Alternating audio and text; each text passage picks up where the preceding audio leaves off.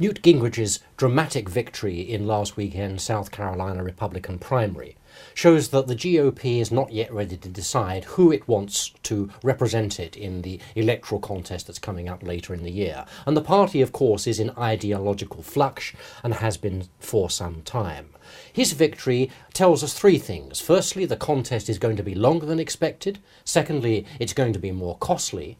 And thirdly, that some campaign rhetoric and policies will have to change before the final victor is decided. I'm going to explore some of these issues and their implications for policy in the longer term with my colleague Tom Wales. And Tom, let's start by looking out at Florida, which is on Tuesday, and what can we expect to emerge there as a result of the dramatic victory of Gingrich? Well, the polls have been up and down and up again, especially Gingrich. He's been sort of bouncing all over the place, which is rather irrelevant because, in our view, unless Romney runs away with this thing, that is, unless he builds more than a double-digit lead and achieves a really thumping victory in Florida, Gingrich will at the very least be able to claim a moral victory, even if he loses by a few points. Yep.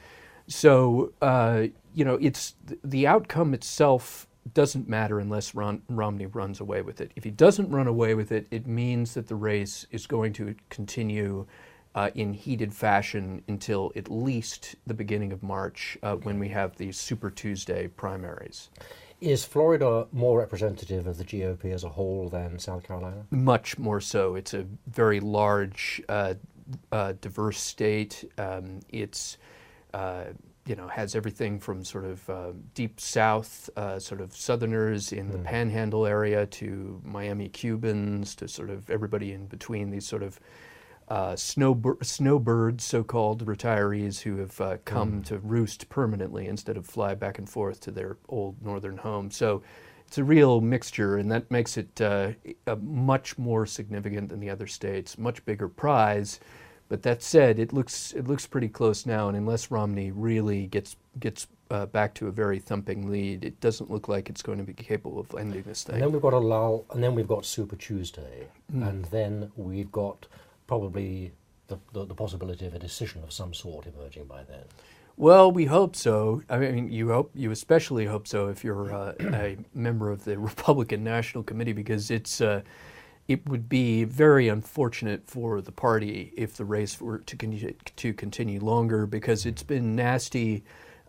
There are serious ideological differences between Mitt Romney and Newt Gingrich. But there's also a lot of bad blood, and Gingrich especially, but now Romney doesn't fight by the Queensberry rules. To capture the candidacy, you've got to move with the party as a whole, and the party has moved dramatically over recent months and years. How does that movement impact upon Obama and improve his chances or otherwise? Well, I think the continuation of the campaign definitely improves his chances because, there's some notion among some optimistic Republicans that this will actually make the ultimate nominee stronger. I don't agree with that. I don't think most of our contributors agree with that.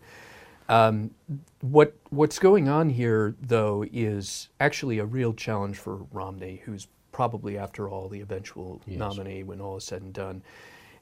He is a moderate conservative who favors moderate conservative policies. He knows, for instance, that when it comes to fiscal consolidation, some revenue increases are really necessary given the amount of consolidation that has to happen.